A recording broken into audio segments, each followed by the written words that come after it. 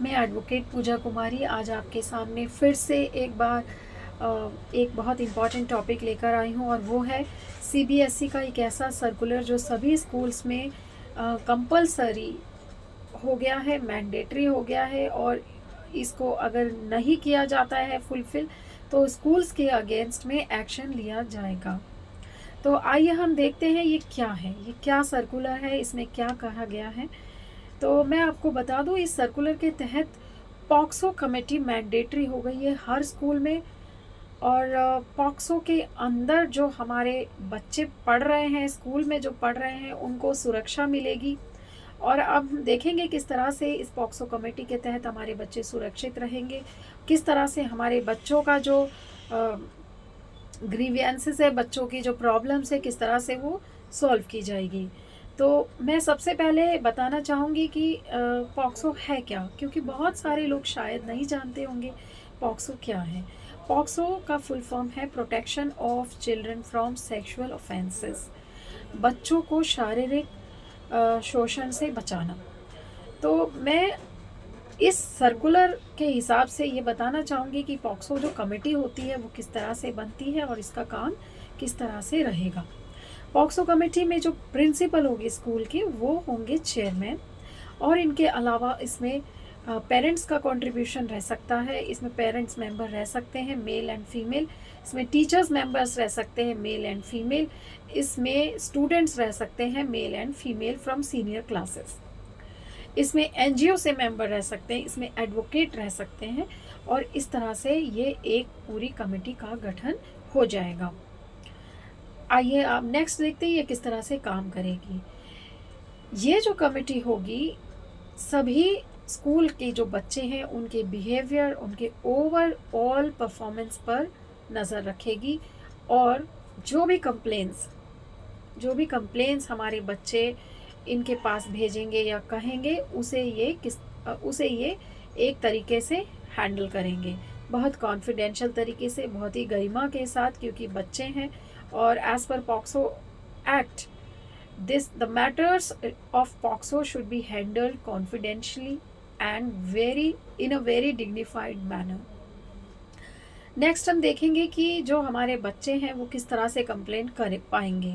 कभी कभी होता है बच्चे अपनी कंप्लेंट सीधा किसी से कह नहीं पाते, तो ये पॉक्सो कमेटी एक कंप्लेंट बॉक्स भी सेटअप करेगी स्कूल्स में, जिसे ये वीकली ओपन करके देख सकती है, और या मंथली, अपना जैसे भी इनका सिस्टम है, ये बच्चों की ग्रीवियंसेस को एड्रेस करेंगे और स्क्रूटनी करेंगे और ऑब्ज़र्व करेंगे कि बच्चों के जो बिहेवियरल पैटर्न्स है उन्हें भी ऑब्ज़र्व करेंगे। और अगर कहीं ये पाते हैं कि ये पॉक्सो से रिलेटेड कोई इशू है, ये तुरंत ही जो भी कंसर्न डिपार्टमेंट्स है, पुलिस स्टेशन है, उसे ये सूचना देंगे। अगर ये ऐसा नहीं करते हैं, यही नहीं, ज़रूरी नहीं है कि जिसके साथ कुछ हुआ है वही केवल पॉक्सो में कंप्लेंट करेगा। हो सकता है वो माता पिता हो सकता है वो कोई और भाई बहन हो सकते हैं वो नेबर्स हो सकते हैं वो टीचर्स हो सकते हैं डॉक्टर्स हो। तो मैं ये कहना चाह रही हूँ, as per POCSO, the person who has got information about some exploitation of some sexual exploitation of any child, the person should inform the concerned authorities immediately. So next हम देखेंगे कि कई बार मैं इस तरह के पॉक्सो जो केसेस आजकल बहुत ज़्यादा आगे आ रहे हैं, वो प्योर पॉक्सो ना होकर बहुत सारे कर्टन्स के पीछे होते हैं। जैसे कहीं कोई प्रॉपर्टी मैटर चल रहा है, कोई किसी का कोई और पर्सनल अपना गुस्सा है किसी पर, तो वो सोचते हैं कि बच्चे जो हैं, बच्चों को तो सज़ा मिलेगी नहीं, हम बच्चों के नाम पे पॉक्सो फाइल करवा देते हैं। लेकिन वो ये नहीं समझते कि पॉक्सो फाइल करवाने के बाद अगर वो केस गलत साबित हो जाता है और वो कंप्लेंट झूठी साबित हो जाती है, तो उन्हें भी सज़ा मिलेगी। आप इस बात को समझ के देख के चलिए कि पॉक्सो जो है वो बहुत ही सीरियस ऑफेंस है। और अगर इसका कोई फ़ायदा उठाता है अनड्यू बेनिफिट लेने के लिए, किसी को परेशान करने के लिए, किसी से पैसा ऐंठने के लिए, तो आप ये मान के चलिए कि आपकी सज़ा भी निर्धारित है। मैं इसके आगे आप सबसे, स्पेशली पेरेंट्स जो हम लोग हैं जो अपने बच्चों को स्कूल भेजते हैं, उन सबसे ये मेरी सजेशन है कि अपने बच्चों को भी गुड टच बैड टच के बारे में हमें बताना चाहिए।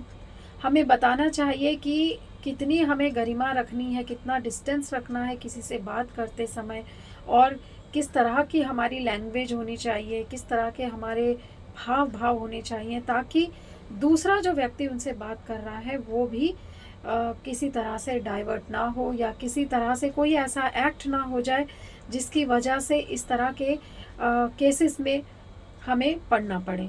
मैं आपको बता दूं कि पॉक्सो केस जो होते हैं उसमें केस करने वाले और केस झेलने वाले दोनों ही लोग प्रताड़ित होते हैं, बट अगर ये जेन्युइन केस है तो इसमें सज़ा मिलेगी। आप इस बात को मान के चलिए, अपने बच्चों को समझाइए। अगर उनके साथ कुछ भी गलत हो रहा है कहीं पर भी, तो वो इसकी चर्चा करें, इसके बारे में अपने माता पिता या उस व्यक्ति से ज़रूर शेयर करें जिस पे उन्हें सबसे ज़्यादा भरोसा है। और अंत में यही मैं कहना चाहूँगी कि अपने बच्चों को